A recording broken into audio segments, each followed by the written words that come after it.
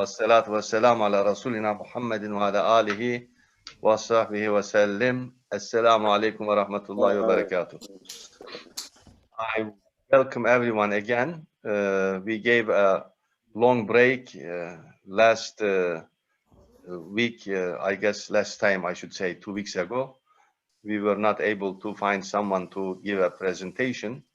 So it was a good time for us also because some of us had, myself for example, coronavirus, so I had to have the treatment. Alhamdulillah, I am fine now.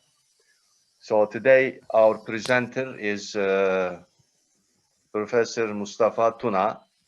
He has his PhD degree from Princeton University in 2009.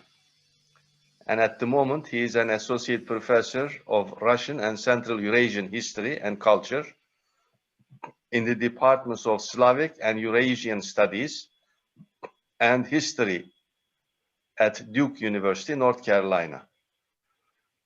His research focuses on social and cultural change among the Muslim communities of Central Eurasia, and especially Russia's Volga-Ural region, Central Asia, and modern Turkey also, but since the early 19th century.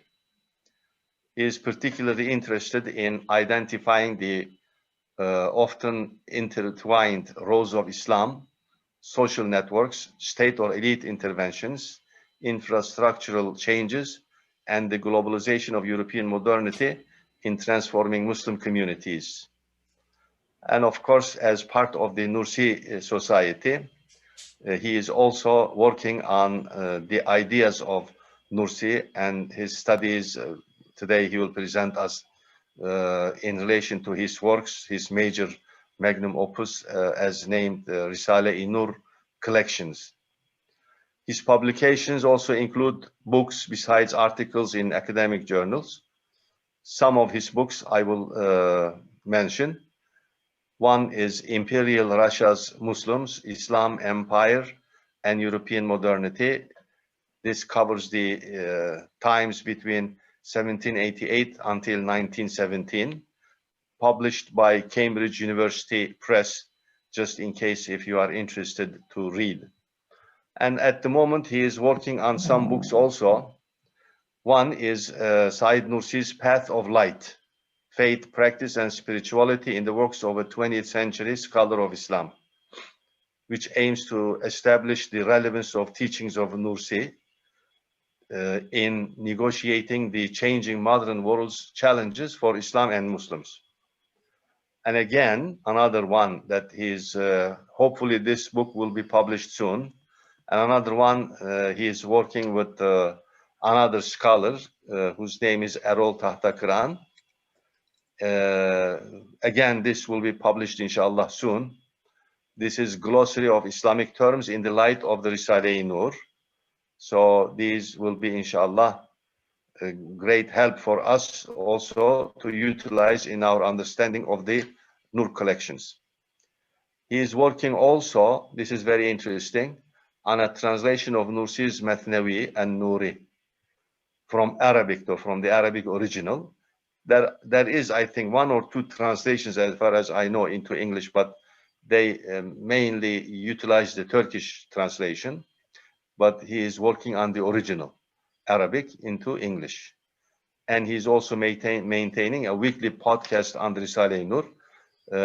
I will give in the chat box, if just in case you are interested to join his weekly talks, the website connections. You can try to contact him from there. And he's married with 2 sons. We wish him a happy life, inshallah. So today's topic that he will talk about is analogy as the foundation of inference inside Nursi's thought. I hope he has joined us. I would like to welcome Dr. Mustafa Tuna, and I am so glad to introduce him. Yes, Mustafa Hocam, please go ahead. Assalamu alaikum. Thank you very much. First, I should apologize for the delay. I miscalculated the times.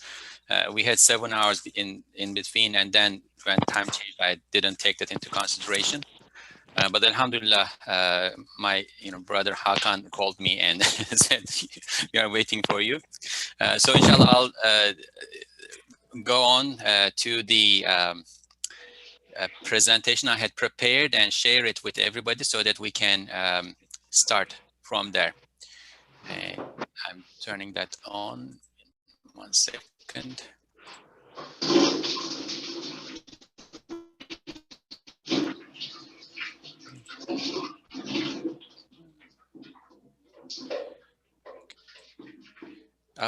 Can you all see the screen, the presentation? Okay. So, أعوذ بالله من الشيطان الرجيم بسم الله الرحمن الرحيم الحمد لله رب العالمين والصلاة والسلام على سيدنا محمد وعلى آله وصحبه أجمعين. So the title of this talk is Analogy as the Foundation of Inference in Said Nursi's Thought. This is, inshallah, going to be the second chapter of the book project that Al-Pastan Hojam mentioned. I actually wrote this chapter first, though it is the second chapter, but I wrote this one first. And then I started writing the first one. Some of what is in here, or what was in here, moved to the first chapter. So there is some incoherence in the text that I sent to you. But inshallah, the final project will eliminate that. The overall picture of the book is that there is an introductory chapter where I, inshallah, talk about the tasawwuf, Sufi and dialectical theology traditions, European intellectual thought, Bediuzzaman Said Nursi's social intellectual context, then move to this chapter where I talk about the intellectual foundations of his thought. As you know, he says that he found a path with inspiration from the Qur'an. He found a path that is that keeps both the heart and the intellect in the picture. So this is the intellect aspect of that. The following chapter, inshallah, will be about the heart, the tasawwuf aspect of his thought. And then in another chapter, opening this up a bit more, and then a 1 or 2 chapters, inshallah, about the afterlife of his thought, how it was received. So inshallah, if you can keep that in mind as you listen to this, perhaps I would like to benefit from your comments and questions and insights. If you keep that in mind, that might be more helpful. So what do we mean by analogy as the foundation of inference in Said Nursi's thought? This is a response to a problem that Ustad Nursi seems to have perceived as he was coming of age, or rather not coming of age, but as he was living through those period of global crises and the collapse of the Ottoman Empire and World War I. So this really tumultuous, calamitous period. And one thing he notices there is, perhaps even more dangerous, even more problematic from his point of view than the material damage that the war had caused. And that is the collapse of the institutions that preserved Islam and faith among believers. So the problem we set out from the beginning is how do you uphold faith in a world where institutions and authority structures that previously preserved people's religiosity are disappearing. All Muslim societies are either defeated or colonized. Especially in Turkey, madrasas are closed, Sufi lodges are closed, tariqas are banned, the Arabic alphabet is banned. So the whole edifice that holds Islam together as they knew it is coming apart. So his solution to this is appeal to what we can call, and we will use a lot of logical terms here, so I'll start it from here, appeal to what we can call logos, coming obviously from Greek, and in the science of rhetoric, logical argument, as opposed to ethos, which would be good opinion of the speaker's character. So instead of millions of people living in their villages and believing what they believe in because the imam says so, and unless this is challenged, that is fine, right? This needs to be presented to them in a way that will make sense to everybody, to their intellects and to their hearts. So Nursi calls this verified faith, or as opposed to imitative faith, right? So, or true faith. There are two versions of it, but the verified faith is what I will use here, right? Imitative faith versus verified faith. And he also says that this is necessary at this time because the knowledge that characterizes civilization is spreading fast, right? You have popular public education, etc. People are looking at things in new ways, and he refers to them as civilized people, but don't take this as a ethical moral judgment about, you know, civilized versus wild people. Rather, modern people, the people of the modern context of the modern civilization. Victory over civilized people is attained through persuasion, he says. So you have to persuade them. How do you do that? To do this, he recognizes that he needs to find a certainty-giving epistemological method that both offers a knowledge of God and renders existence meaningful without sacrificing the intellect. So this is another way to say a method that keeps the intellect and the heart in the picture together. Certainty-giving epistemological method, right? The intellect has to be convinced, and the meaning existence needs to be rendered meaningful for the heart, so that it can have what people are being exposed to can have a transformative impact on their psyche, on their character.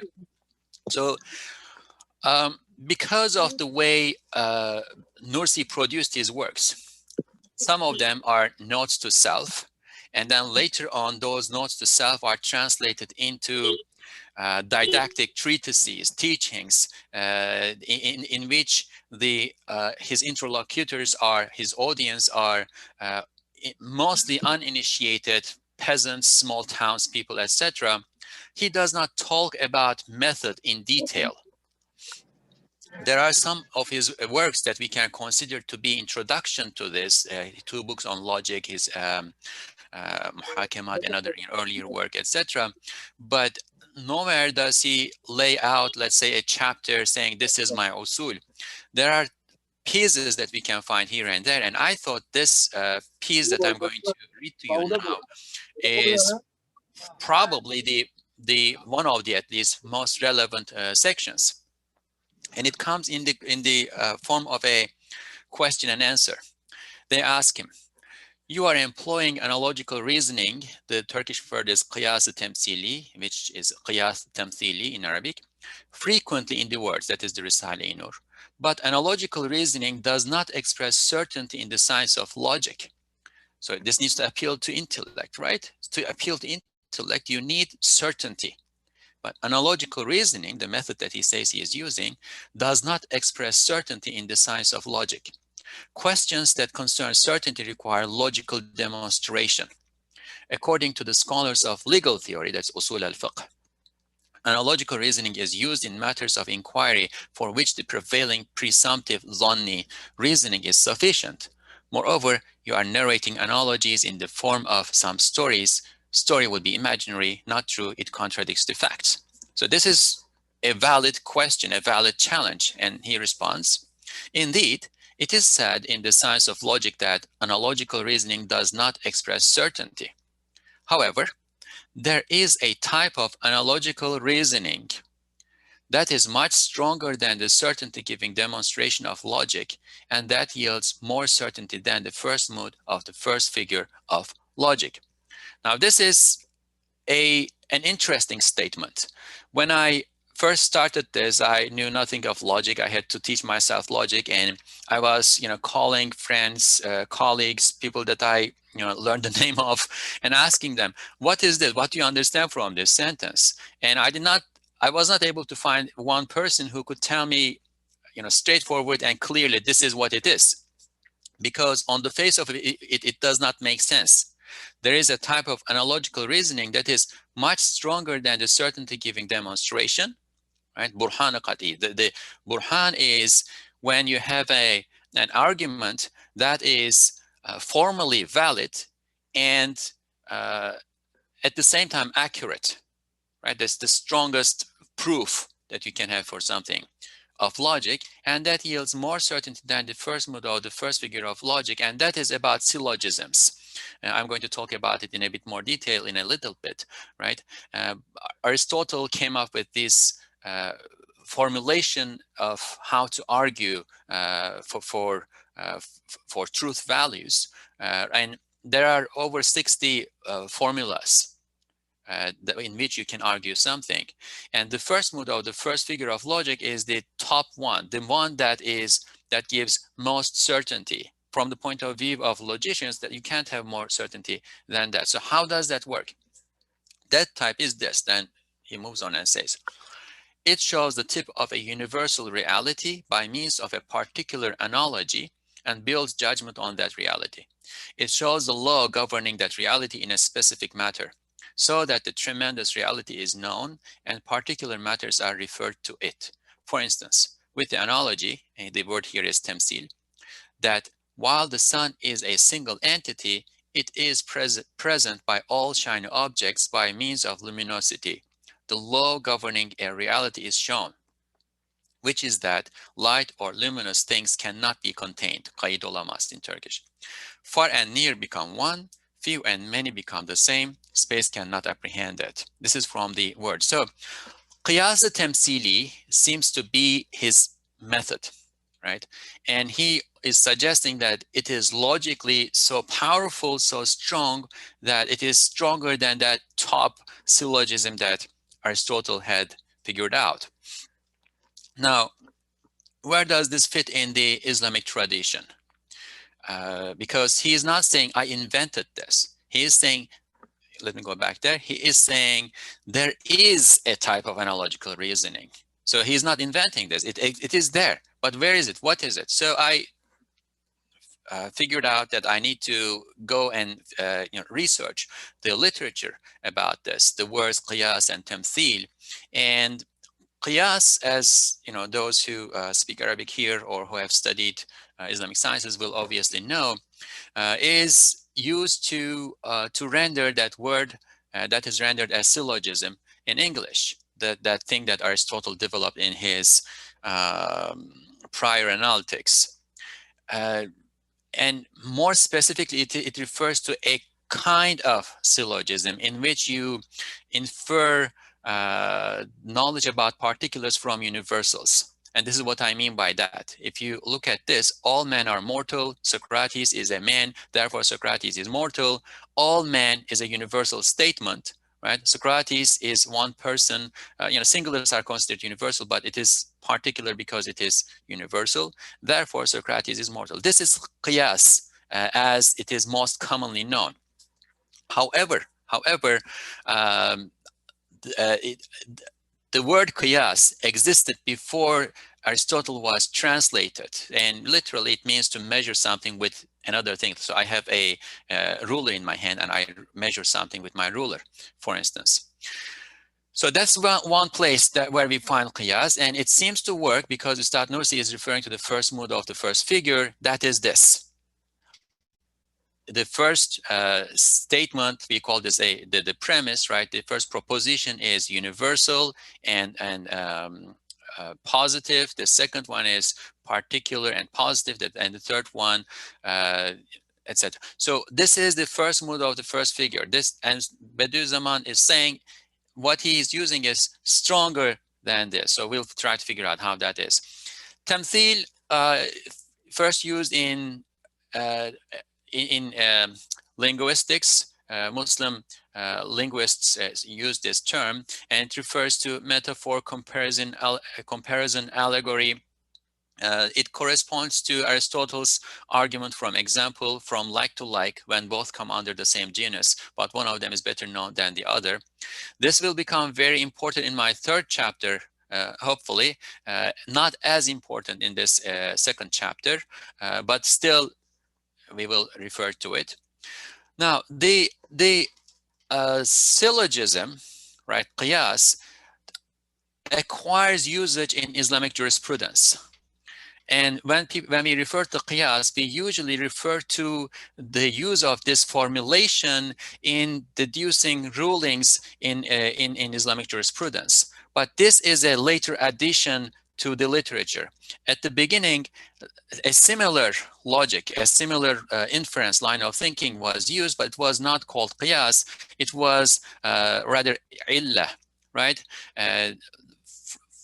You have a ruling about something that you know and that you know the ruling of.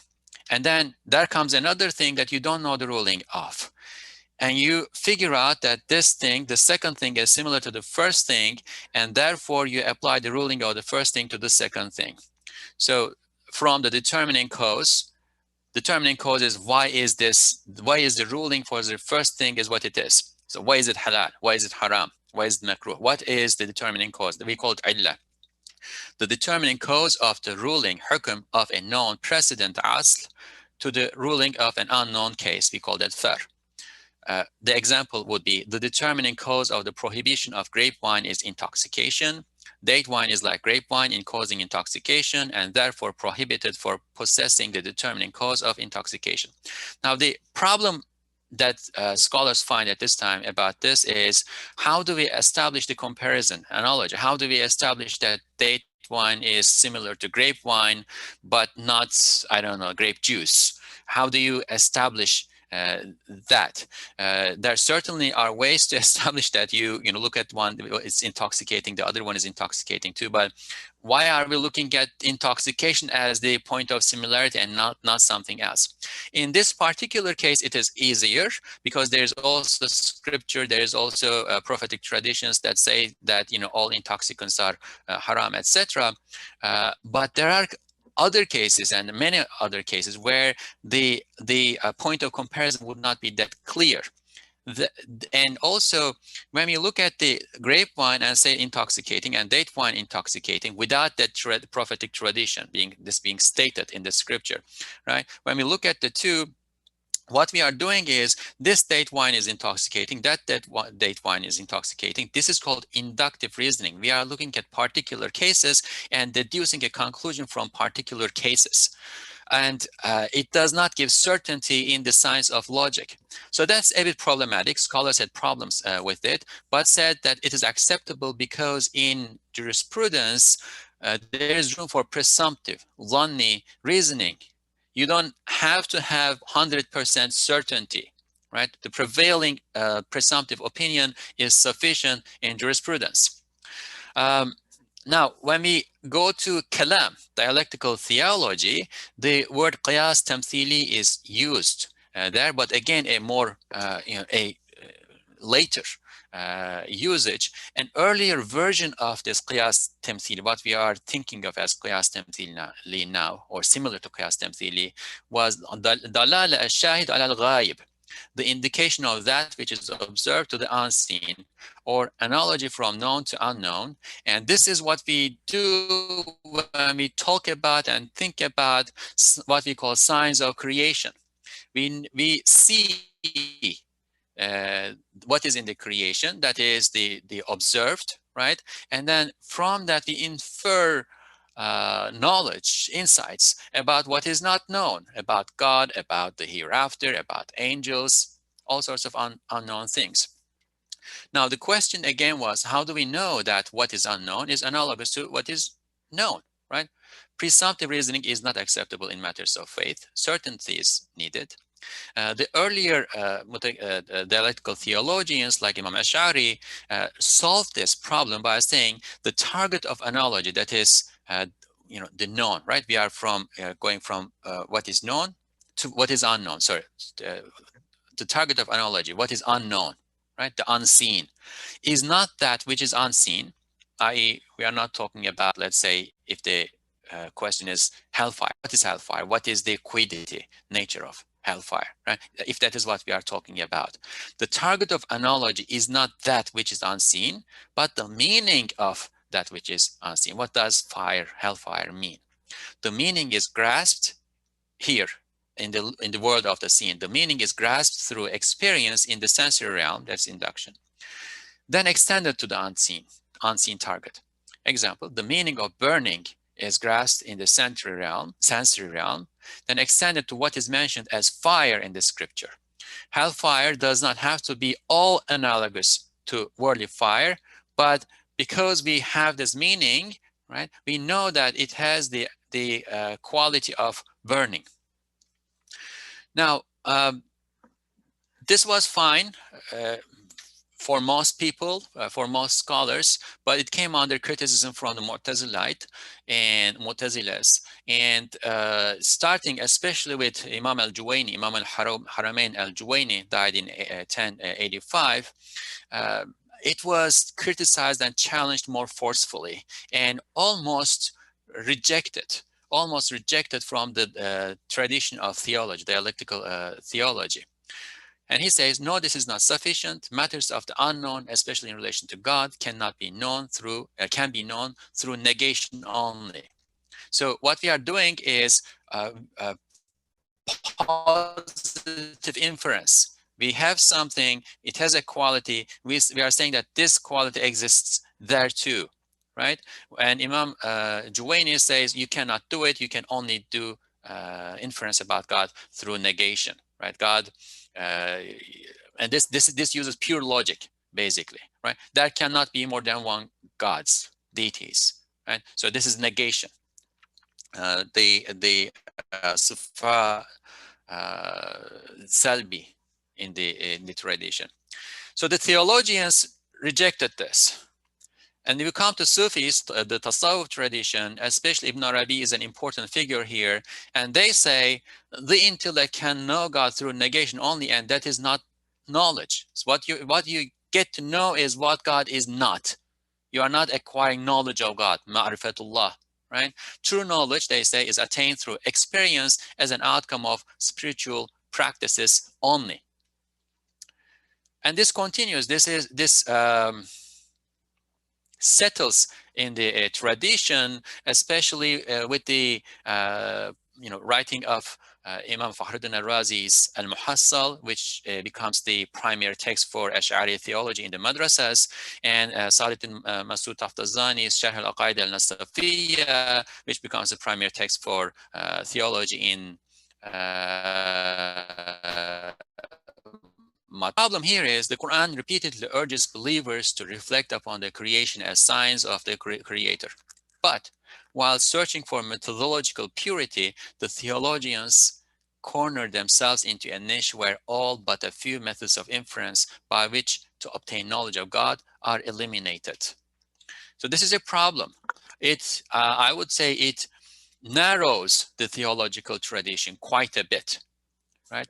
So there is one way out of this early on, and Imam Ghazali is the person that we need to look at here. We all know that he had a very good grasp of philosophy, and he knew logic very well. He has 3 or 4 short treatises on logic, right? So he casts juridical qiyās, that method of illah, right, as syllogism, i.e. he turns the illah method into a qiyās method through what he calls reference to the general, at-tamaththūl bil-umūm, basically identifying a universal principle and subsuming particulars under that principle. And you can probably recognize that the language is similar to what we read in Nursi's response. So this is how it works. All intoxicants are prohibited. Date wine is an intoxicant, then date wine is prohibited. This is that first mood or the first figure of logic. It's called Barbara in the terminology of logic. And you can also see that there is no reference to grape here. There's no reference to grape wine here, right? All intoxicants are prohibited. Now, how do we know the determining cause, that is, intoxication, is prohibited? Right, in this case, Imam Ghazali says it is not by examining grapevine, figuring out that it's intoxicant and moving on, but rather through what he calls tawqif, designation, not through analogy, right? Again, no grapevine is mentioned, but through other methods that he identifies. One is convention. If, for instance, the word sariq means thief, and nabash means gravedigger. And he says sariq is subject to certain punishments in the Sharia, right? And nabash is not literally sariq, but conventionally language attributes the same illah, same determining cause of taking something without somebody's permission secretly to nabash too. Therefore, nabash is through the convention of language sariq. Report, the Prophet ﷺ says all intoxicants are prohibited. So you don't need to go to that analogy here. All intoxicants are prohibited. Examination of the nature of a thing. This could have been very important for us. And it is very important in jurisprudence, but it still is an inductive method, and therefore it goes into the zonni, presumptive, prevailing presumptive opinion problem. So these are in jurisprudence. What about theology, rational matters? Imam Ghazali says a priori knowledge needs to be used there. So this is a prior knowledge that he is referring to is law of contradiction, negation. Kant later, will talk about this, right? Hume will talk about this. But it is a narrow set of methods that you can have. It does not give the rich.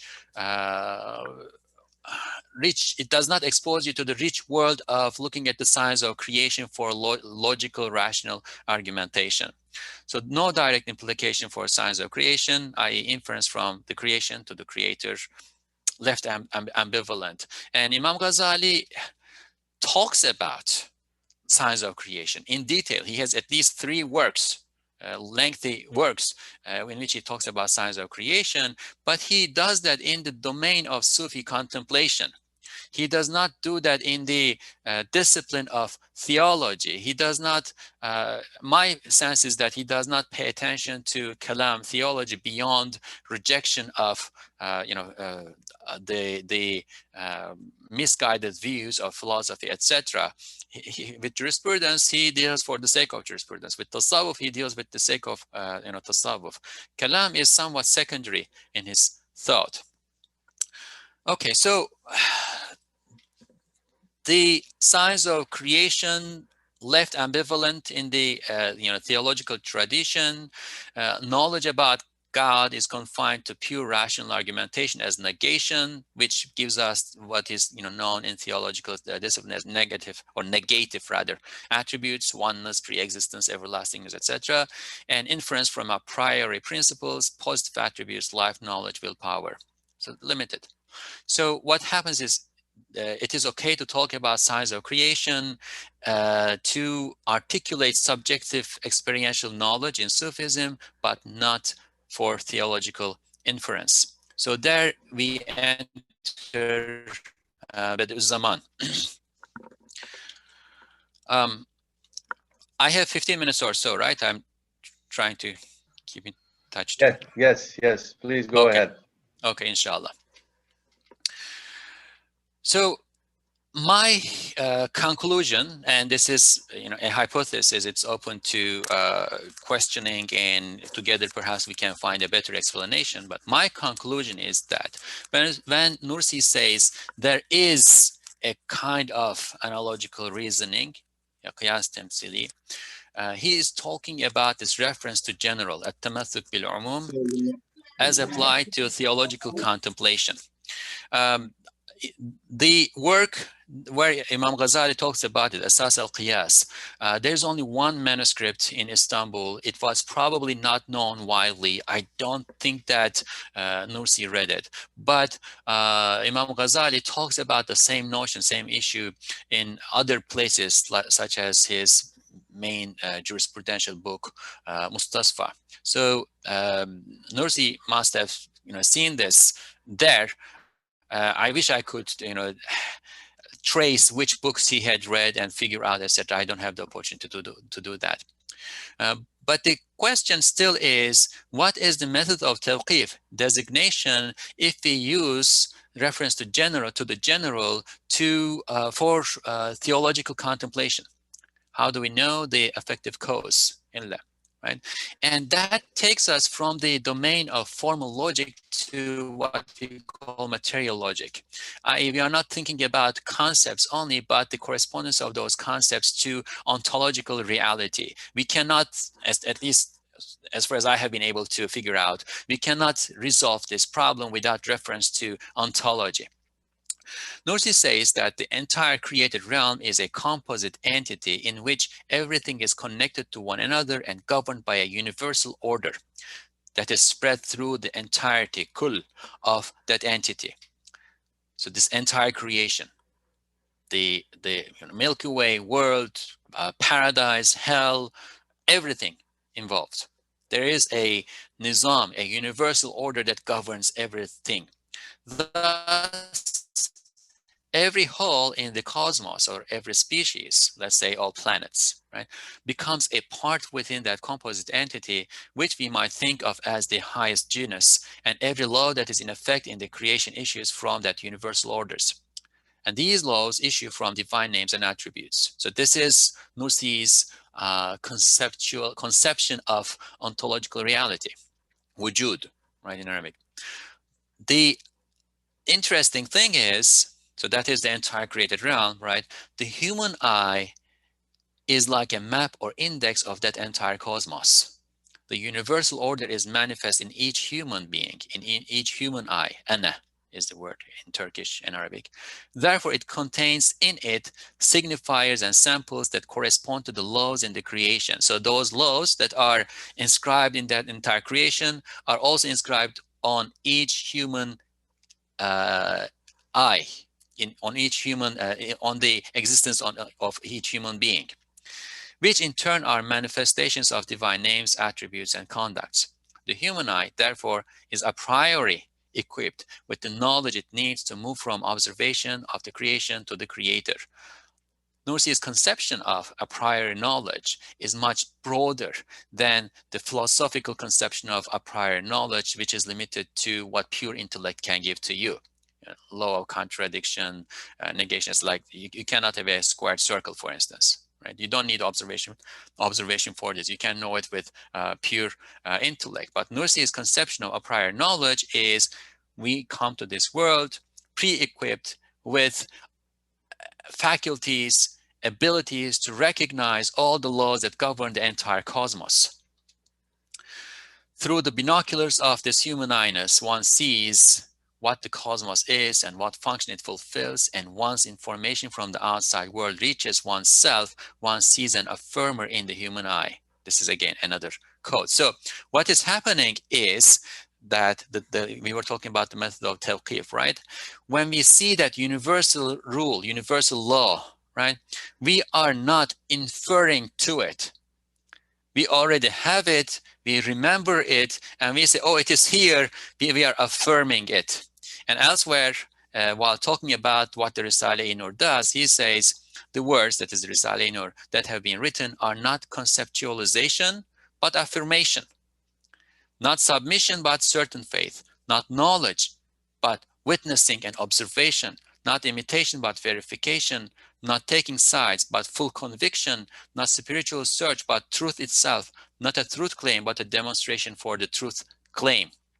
So this was interesting for me. Not conceptualization, tasawwur, but affirmation, tasdiq, right?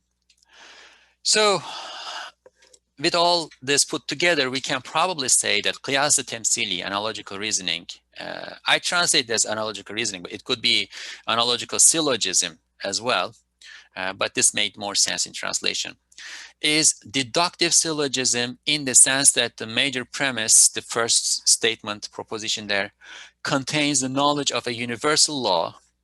The minor premise points to the observation of that knowledge in particular occurrences. The conclusion asserts that what is observed in the particular occurrence is subsumed under the universal law, that nizam, universal nizam. This is the first mood of the first figure of logic, formally symbolized as Barbara in the terminology of logic. It is considered to be the form of syllogism that offers the highest level of certainty. Now, the problem does not finish here, because he did not say this is Barbara. He said this is stronger than Barbara. How can Nursi's analogical reasoning be much stronger than the certainty-giving demonstration of logic, and that yields more certain than the first mood of the first figure of logic? Then, hold on one second, my screen is not allowing me to see all of this.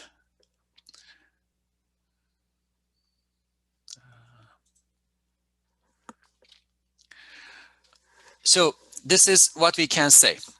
The certainty of a syllogism is a function of its formal validity, right? That the major the conclusion follows from the major premise and the minor premise. It is highly certain, and this is a matter of, you know, if that happens, it is highly certain, and this is a matter of formal logic. Whether the truth claim of the syllogism is accurate or not refers to its soundness. Remember at the beginning I referred to demonstration, burhan. If it is valid and accurate, I said, so instead of accurate here put the word soundness. And this is a matter of material logic. Does what we are inferring in the syllogism correspond to the reality that's out there? If a syllogism is both valid and sound, then it amounts to a demonstration, burhan, meeting the conditions of both formal and material logic. Now, the strength is still something else. The strength of a demonstration is a function of its persuasive capacity, i.e., that it is formally valid, materially sound, and it makes a transformative impression on the human psyche with regard to the accuracy of its truth claims, as well as the consequences of those claims. You may say something to me, it may be convincing, it may be true, but I may say, I don't care, I'm turning around, right? I'm not buying into it. It may be my problem, right? So it also needs to be persuasive. If there is a corresponding reality in the human psyche, that persuasiveness will increase, right? Analogical reasoning is strong, not because it builds on the conclusion about the subsumption of a particular occurrence under a universal law, but because the observation of that universal law in every particular case evokes the knowledge of God that man is already gifted with while being sent to the world, i.e., once again, because this is a process of affirmation based on a prior knowledge. Unless one resists this knowledge for non-rational reasons such as habit, heedlessness, fear, pride, etc., the knowledge that analogical reasoning from the creation to the creator evokes is persuasive.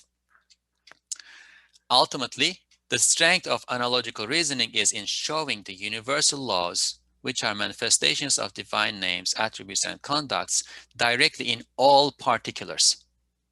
Right? You don't need to look at the entire universe and identify the universal law. You already have the knowledge of that universal law. You just need to see it in one particular and cultivate the skills to recognize it, right? Then you see it there directly in all particulars without recourse to a lengthy inference that conventional demonstrations of monotheism employ in negating circularity and infinite regress in creation. So these are other examples that have been used in theological argumentation, right? Negating circularity or infinite regress in creation, such as the cosmological arguments of hudus, temporal occurrence, or imkan, contingency. The establishment of this law as a sign of creation is a matter of affirmation through the evocation of the existing knowledge embedded in the human eye. The affirmation makes a transformative impression on the human psyche. And this is where we will move on to the tasawwuf aspect, heart aspect of this discussion. We won't do it in this presentation. This is where the theological and Sufi or intellect and heart aspects of Nursi's thought come together. The analogical reasoning as employed in the Risale-i Nur is convincing from a theological point of view, from the point of view of the intellect, logically, and transformative from a Sufi point of view. Its transformativeness relates to the tamthīl, allegory, metaphor, representation, aspect of the method in the linguistic or rhetorical sense of this word as allegory, which activates the imagination to mimic experience. So the Sufi way of cultivating this knowledge is purifying the heart and subjecting the human psyche, the spirit rather, to the manifestations of the unseen, right? That's not possible for everybody, but everybody can mimic that experience through the activation of imagination. When you read a story, when you watch a movie, right, you fall into it. That, however, is the subject of my next chapter. So in the text that I had sent, there are a few examples of how this is used in the Risale-i Nur. When I look at it with this perspective in mind, I keep seeing it everywhere, but I don't have the time, and I don't think it will be the best use of my time to go through those examples individually here. But I sent a text that can be read and seen as an example, especially the part that follows this. Where is it? This very quote from Nursi is very useful in that regard. So that's what I have. I know that it is a bit rushed. There's a lot to process. I apologize for that. It has been a work in progress. Inshallah, when it is finished, I'm hoping that it will be synthesized better, and I'll be able to present it in a more in a more digestible way. But for the time being, I thank you in advance for bearing with me. Thank you.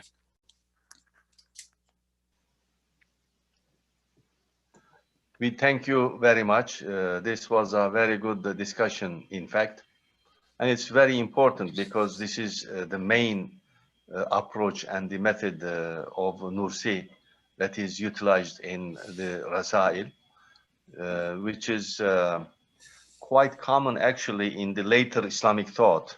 Some other scholars also use this, but Ustaz is really very much expert, I would say, in logic, because you already know that Ustaz never wrote any books in philosophy except in logic. 2 books he wrote. That shows also the significance that he gives for logic. So this was, in fact, very good approach to his method of what he calls qiyās tamthīlī, and it is explained in logical books. Before I open the floor for questions, let me first ask one simple question, and then I have another question, but I will wait, give more time for others. My question is, as you know, this qiyās tamthīlī has nothing to do with juridical qiyās. I don't know why you brought that in, just to make the distinction, or you wanted to emphasize something else? Well, as far as I understand, the method is first developed in jurisprudence. Imam Ghazali is the one who does that. He develops in jurisprudence, and then it is taken and applied to theology, right? But because the aspect of tawqīf in applying it to theology is not cultivated sufficiently at the time, it needs to wait for later times, it does not take roots. It does not flourish in there. When that tawqīf aspect is cultivated through the use of this ana, the connection of ana and the cosmos, etc., then we have the ground for its cultivation and flourishment. I may be wrong, as I said, this is work in progress, but as far as I understand, it first evolves in jurisprudence and flourishes in jurisprudence, and then it is taken into to kalam with modification. It is not the same thing, because in jurisprudence it is still presumptive. It remains presumptive. You cannot do it in kalam, but the reference of the particular to the universal principle, tamassuk bil umum, a reference to the general, is the same notion. Yeah, okay, thank you very much. In the chat box, Dr. Nejati has 2 questions. I will read those, and then Dr. Ibrahim and then Dr. Farid are waiting in line to ask questions. First question of Nejati is this: does the self come with a prior knowledge of the universe, or gain this knowledge through experience? Thus, lived experience becomes the keys through wahid qiyāsi to unlock the universe and divine names. This is his first question. I go ahead and try to respond to that first? Yes, then I will read the second one. Okay. This is what I understand. I may be wrong.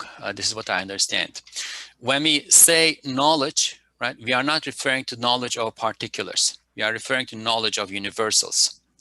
So the human eye, ana, is equipped with the knowledge of the universals, and the scriptural evidence for this is that in the Quran God says God taught Adam all names, right? This is one interpretation of that verse.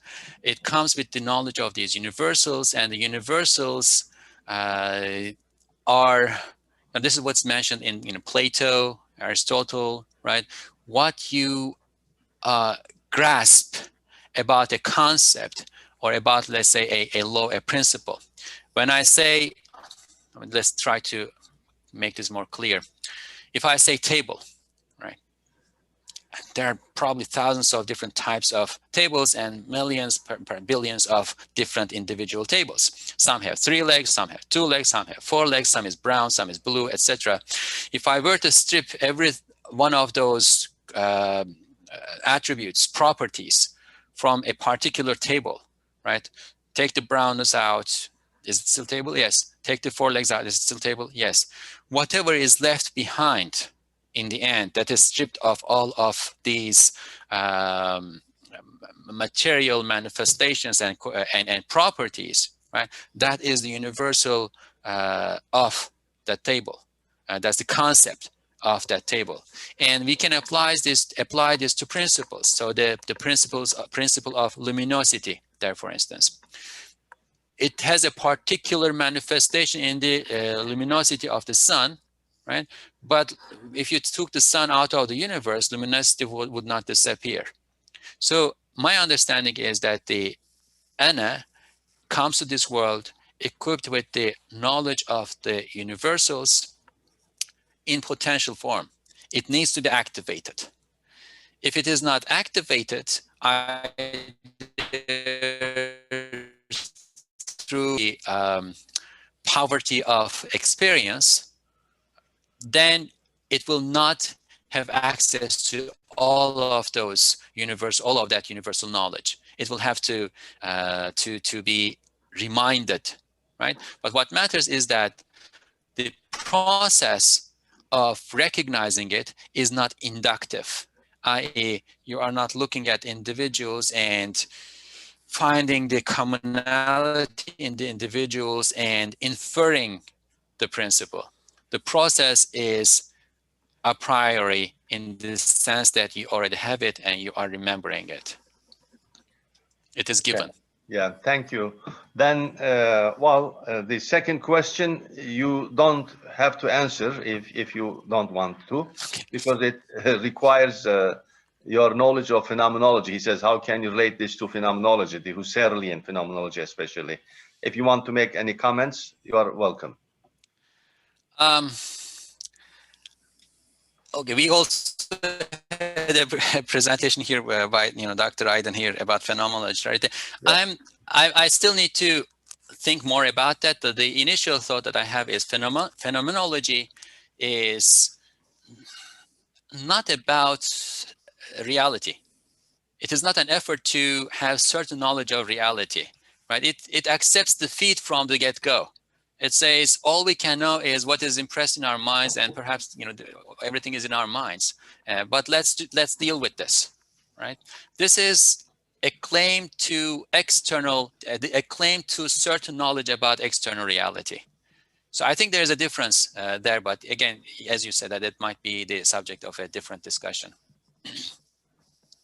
Okay, thank you very much. Now I would like to ask Dr. Ibrahim. Please go ahead.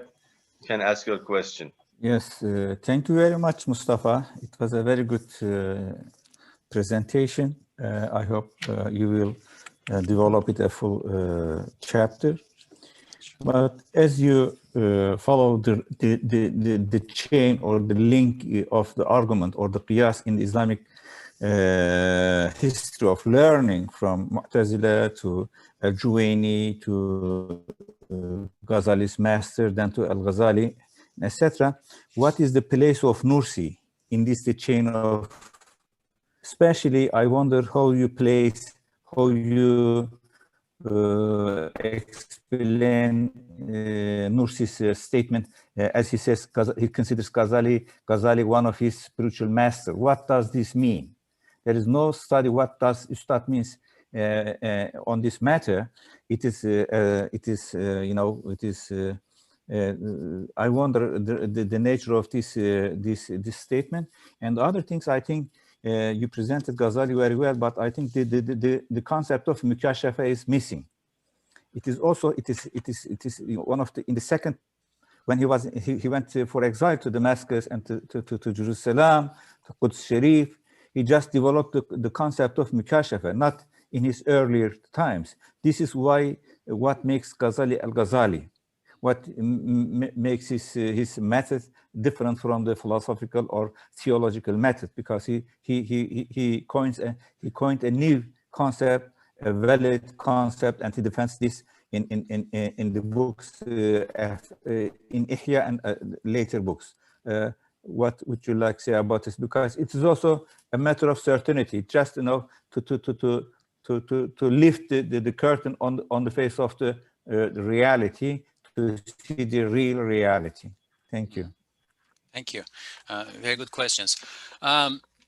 First of all, Ghazali in Nursi's chain of transmission, right? He has, as far as we can know, he has 2 ijazas, and in both of those ijazas, the chain goes through Imam Ghazali, Razi through Imam Ghazali to all the way to Ali radiallahu anhu. So that's the first thing. The second thing is, if I'm accurate in my conclusion here, if qiyās tamthīlī is based on tamassuk bil umum of Imam Ghazali, right? What Nursi does here is he takes that concept that Ghazali suggested in a work of logic and said that it can be applied in many fields, but did not practically apply it and develop it outside of jurisprudence. We also need to keep in mind, the book that Ghazali writes about this in detail, Asas al-Qiyās, is his second from last book. It is not spread in widespread, right? So in there, he says that this can be applied to rational matters too.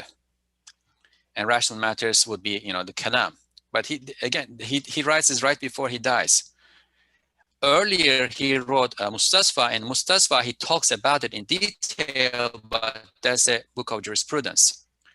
So the scholars in the Kalam tradition that followed Imam Ghazali, right, perhaps did not read that reference to rational matters, did not think of this as something that could be possibly used in theology, and they focused on methods of inference that are based on the use of pure intellect.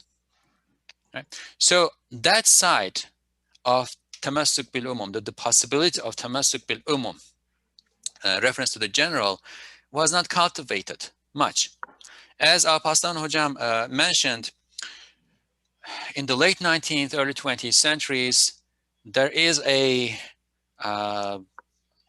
group of, or let's say several scholars who start to pay attention to this problem or this matter, and the concept of the indication of what is observed to that which is unseen, dalala shahid al-ghaib, right? And say that we need to do this because of the consequences of the world, Muslims around the world not having access to science and technology as much as the Europeans do. They are literally defeated and colonized and crushed. And they want to, figure out a way out, and that needs to be a holistic revival.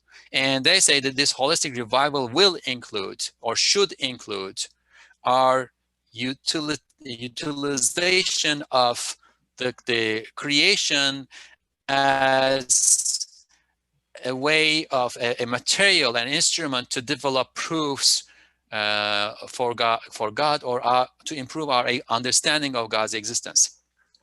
So it is happening around that time. But as far as I know, nobody develops a detailed methodological approach at that point, right? They say we need to use this, but how? Said Nursi develops the method in a logical way that can be articulated in an article, in a introduction as a method. Now the aspect of mukashafa in Imam Ghazali, that, let me point to this. I mean, it was this little sentence at the bottom of this presentation, left to the domain of Sufi contemplation, right? So Imam Ghazali, as you mentioned, leaves his juridical studies, philosophical studies, goes in exile and studies or does self training with with Sufi masters, etc., and attains this mukashafa openings. But what he says about it is that the least that one has to have from this is that they believe that it is real. Right? That's what he says in Ihya. Beyond that, to get beyond that is not a process of intellectual contemplation from Ghazali's point of view. It is experiential. You do tafakkur, right? You do contemplation, right? But not through the use of intellect and logic, but rather through the exposition of the heart and the spirit to the reality out there. He have text, the 39th chapter of the Ihya, and then another book that he wrote based on this. And then Jawahir al-Qur'an, the verses, a collection of verses that point to signs of creation out there. All of these are works that look at the creation to attain knowledge of God, right? But the process of inference is not there. It says, look at this and it will make an impact on you. It will transform you, right? So he is with Ibn Arabi or the Mutasawwifin, the Sufis in that respect. And that's fine. Nursi does not say don't do it, right? But what Nursi is saying is, in the time that we live in, this became very difficult. There are so many distractions, plus the institutional settings that made this possible are destroyed. Therefore, we need a shorter path because the tazkiyah, right, the self-disciplining takes years. And you need years of insulation from society, etc., etc. So the difficulty of doing that and the absence of the institutional setting that makes it possible necessitates a method that will appeal directly to the intellect so that it can be conveyed. The mukashafa is not something that can be conveyed. The teacher can teach you how to attain it, but you have to attain it yourself. When it comes to casting that knowledge in a language that is conveyable, you have to use the intellect. You have to bring in the intellect. And this is the method to bring in the intellect.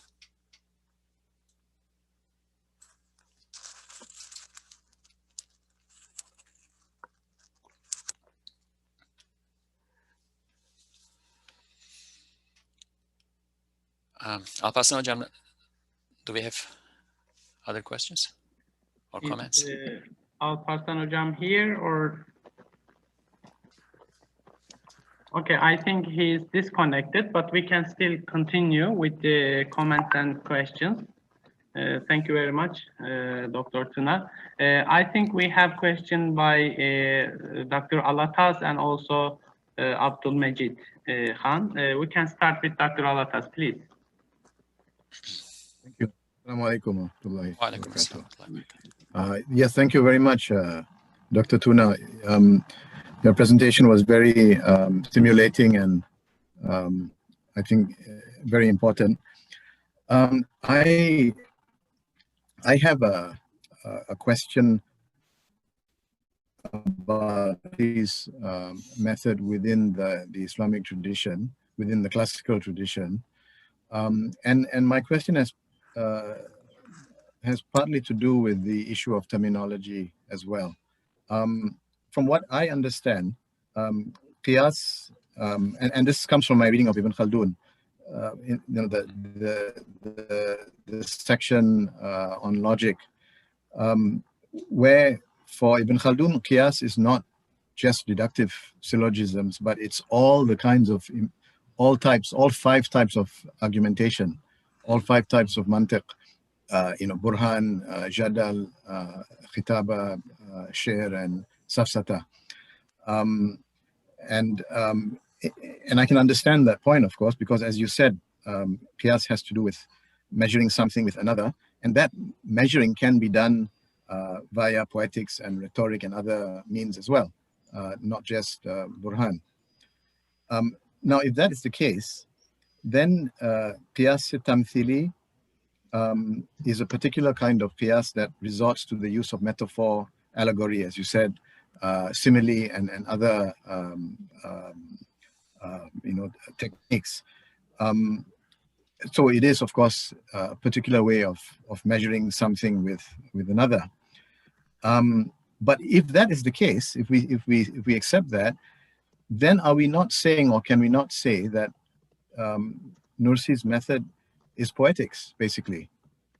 Now, and if we do say that, then can we further say that Nursi's use of poetics yields certainty only if you believe, only if you believe, in other words. It only works for people who are believers to begin with. Whereas the kind of certainty that is yielded by burhan is designed to convert somebody. I don't mean convert to Islam, but it is designed to make a truth claim, and for somebody to believe that truth claim, which he may have previously not believed in, because of the strength of the premise, of the major premise. But in the case of Nursi's use of tamthīl, the whole process of arriving at certainty will only work if the person believes to begin with, if the person is a believer.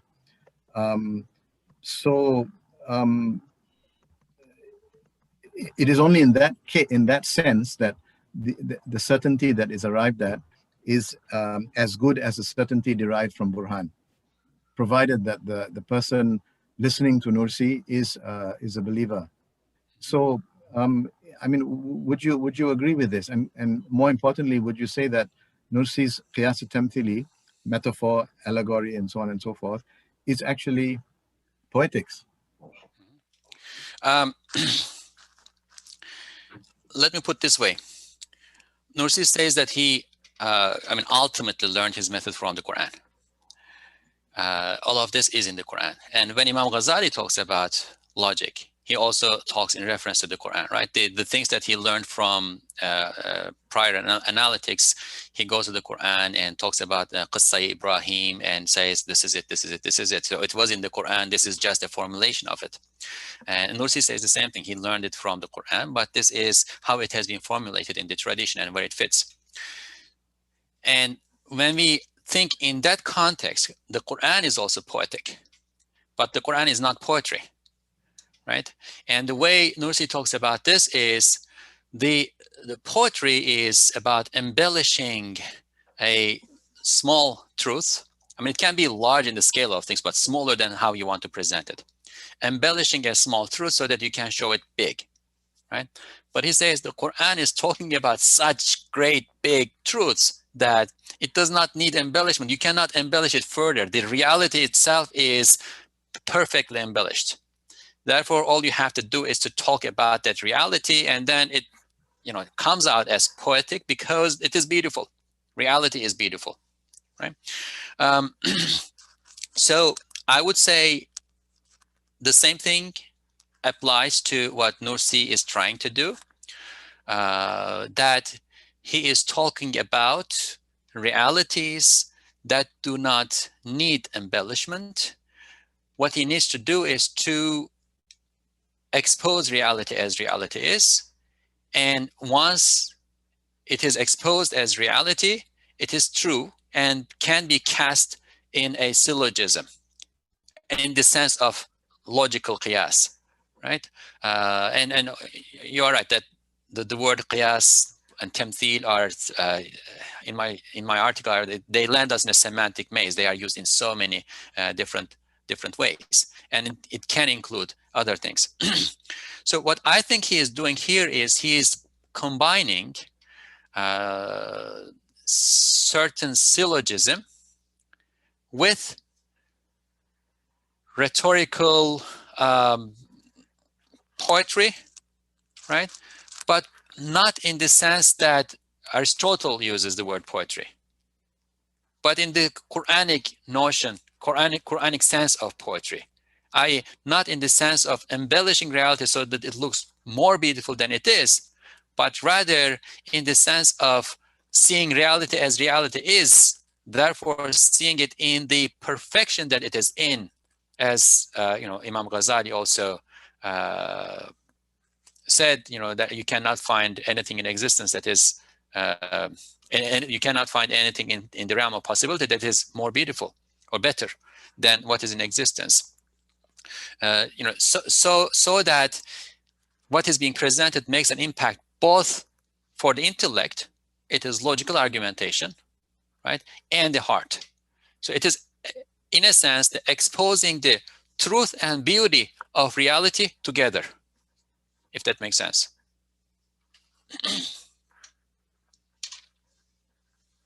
Thank you very much. Dr. Abdul-Majid, please go ahead now, your question. Assalamu alaikum wa rahmatullah. Wa alaikum assalam. First, my appreciation for a very captivating discussion on very important issues in a very impressive way. I have to make a few points. One of the first points is that Dr. Mustafa, you will agree to this, that we live in an age which is what we call generally end of times. And one of the things is that in these times, we feel that intuitive capabilities of the people have decreased, intuitive capabilities. In the medieval times, when Al-Ghazali addresses people, they were operating in a milieu where intuitive capabilities were higher. There was a place for reason and rationale, but they used to go side by side, and it was well established. Because the transcendentist philosophy was in operation, where there were levels of being. People, those who were even engaging with the material sciences, they believed there is something like supramatter, there is an angelic world, there is a Lahut and Hahut. So, and man is not comprised of only the mind which only operates on the level of rational faculty, is not the only faculty of man. There are other faculties embedded in man. And the Quranic methodology is, Quran makes use of all the capabilities God has given man with. And when you are talking of, you were just talking of the poetics and trying to see that one of the answers I was finding, maybe it strikes any of you, is that you were talking of the a priori knowledge or a priori marifah with man, and talking about asma which were taught by God. But there is another incident which is coincident to that when Allah taught asma. It is when he asked, Alastu bi rabbikum, the answer was qalu bala. That bala, recognition of that transcendent being, is embedded in every individual. So then only Quran is tazkir, and Prophet sallallahu alaihi wasallam is Nazir and Bashir. He is Zakir also. It is reminding something which is already within man. Nursi operated, his time and space has to be taken into consideration. You yourself well said, and I am actually from Kashmir. And believe me, I can empathize with Ustad Said Nursi. I can just see when the institutions break, which had the responsibility of preserving faith and Jama'ah of people. So what is left? It is only you build up the iman and inner potential. You take it into consideration, make strong individuals who can then build the institutions according to their worldview and other values. So you have to just bear in mind that you are talking about a person who operated in particular time-space framework. And in that time-space framework, rationalism had taken over. Even when the West had given up rationalism, romanticism was there, the people in the East, Muslims, still thought that rationalism is, we have to just see how we rationalize things. And I just see in this subcontinent, Indo-Pakistan subcontinent, at least 300 years of scholarly works where Asrar-i Sharia is discussed. Asrar-i Sharia, not only Sharia, Asrar-i Sharia, Hikmat of Sharia. Shah Waliullah Muhaddis Dalawi, who was the man of 18th century, he wrote a book, Hujjatullahil Baligha. And in line with him, where he talks of, in the beginning, Almi Misal, and ends up talking about Tadbir Manzil, Siyasati Mudan, Irtifaqat, how social philosophy, how we can build up civilization, economy, whatnot, but starts with Almi Misal. You were talking of the Mahiyya. It was considered, ontological positions were accepted, that already there is the higher forms of life, they are there, whatever we see, it is perfect, things are existing there. But in 20th century particularly, I know, I just was when you were coming out talking about Said Nursi, when Khilafah movement was there in Indo-Pakistan subcontinent, and when it was to fail, when it failed, one of the persons who was associated with the Khilafah movement in Indo-Pakistan subcontinent was Sayyid Ulala Maududi, who was in his early 20s. He was just so much disturbed by it that he said that we tried to preserve the political institutions, now focus on faith preservation and build up the knowledge edifice for the people to be committed to and to rebuild the culture and civilization on the basis of the faith. So there are many corollaries around the globe where people focus it on building up the iman of the people on the basis of the reason and rationale. So the point is, which I would like to get your support on, that you were talking of some problems you had faced when you try to understand the, if I can just use it properly, the assertions of Said Nursi that he was giving a method through this tamthīlī way, which was more convincing, or which was more leading to certitude better than the methods of logic.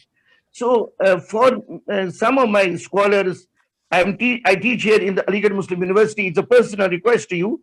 Could you please tell my scholars, and for me as well, how for uninitiated people, how they can understand the writings of these people who write about Ilmul Kalam, including Sayyid Nursi or Imam Ghazali, what else they can study to make a better sense of what has been written on it.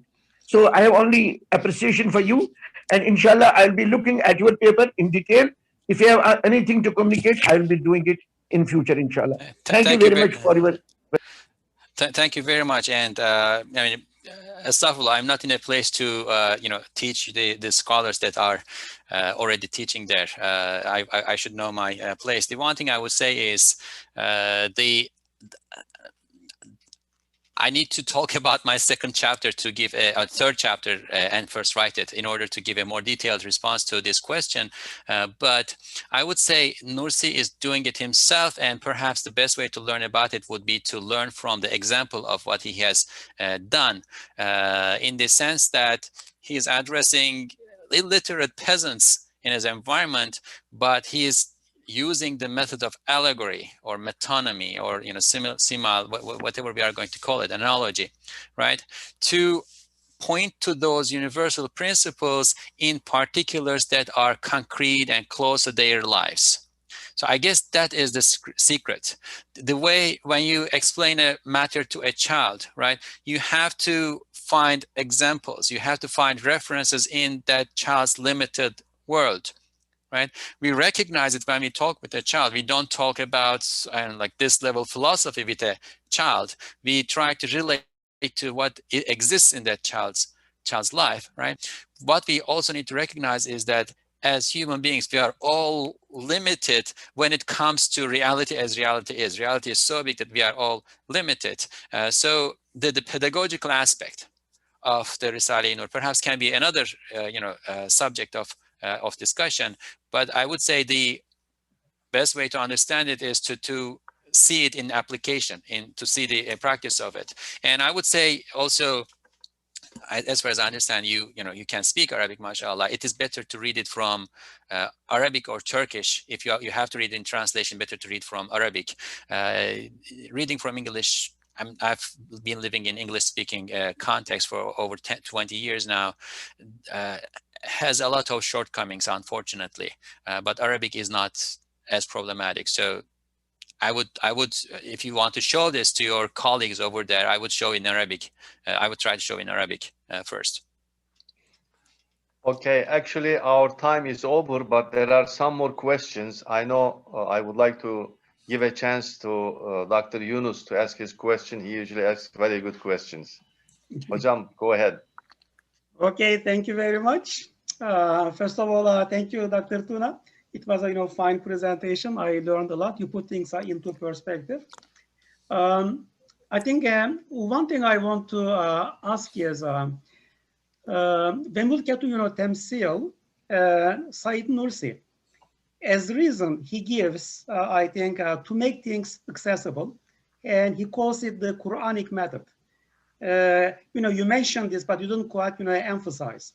But it looks like Nursi realizes the importance and the power of what analogy, the tamthīl, and he uses that in Risale extensively because the things that he deals with, they are abstract things. They are intangible, and the general audience cannot grasp it since they are not tangible. They haven't seen it with their eyes, and to make it accessible for the masses, he uses the tamthīl, the analogy from physical things, and kind of invites the audience to really make inference from that. So I thought, that was the main point there, and I would like to get your reflection on that. And the second question is the intuition. That is a source of knowledge. A major source is really intuition. That is somehow the truths strike us. Also, Nursi mentions it. And if we don't open the door, we don't get that marifah. So how do you I think incorporate this intuition with acquisition of knowledge? Yes, thank you. With regard to the use of tamthīl, it has two aspects in Nursi's usage, right? And we can understand, I hope we can understand this from his distinction between majaz and kinaya. And I struggle to find a proper translation for kinaya. I think metonymy is the word that fits best. If somebody knows a better translation here, I would appreciate that. The difference is that in metaphor, the example does not have to be true, right? It does not have to be accurate. In metonymy or in kinaya, the original story, right, and the reality that it points to are both true. So what this means is that the examples that he gives, the allegories, the stories, etc., that he tells, are not mere stories, but they are representations of reality as reality is. So it is not just evocation of some emotion through the narration of a story, right? But the story that's being narrated, the allegory that's being narrated also has to be accurate, and therefore I'm trying to keep it short. Therefore, the heart and the intellect are both preserved in the picture. Neither of them is lost. The allegory is an articulation of the higher and accurate reality. When it comes to intuition, one issue that we face there is that intuition is subjective. And Nursi, as far as we can tell, as far as the people around him told us, right, received a lot of intuition. He lived in that world. He is reported to have said to his one of his students, Mustafa Sungur, may God have mercy on his soul, that 40,000 times more than the experiences of 80 years of life he witnessed in the metaphysical world, in the metaphysical realm. And that is also preserved in his memory. So there's a lot of intuition there, right? But as Imam Ghazali also said, this goes into the science of mukashafa, the openings, right? And it's subjective. You cannot convey it. In order to convey it, you have to put it in the language that the intellect can process. So what is being done here is putting the essentials of religion that is necessary for everybody in what is being done in the Risale-i Nur, putting the essential of religion that's necessary for everybody in the language of the intellect, so that it can become, it can be objectively shared, it can be conveyed.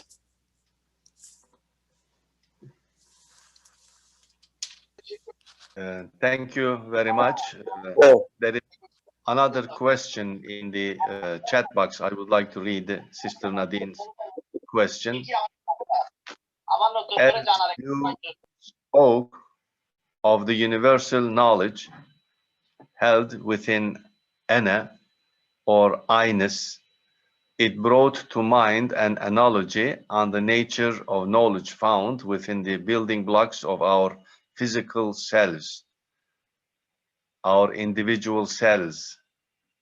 Just like the biological knowledge stored within our DNA is useless unless activated by the external environment, the universal knowledge we hold within our I-ness must be activated by our spiritual environment. If you want to make any comments on this, you're welcome.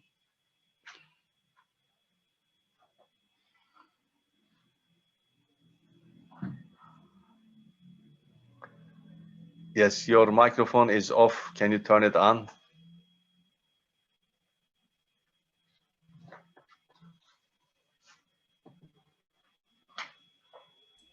Okay, now it worked. Yeah, I didn't do it. I think I was muted by the host somehow. Well, I agree.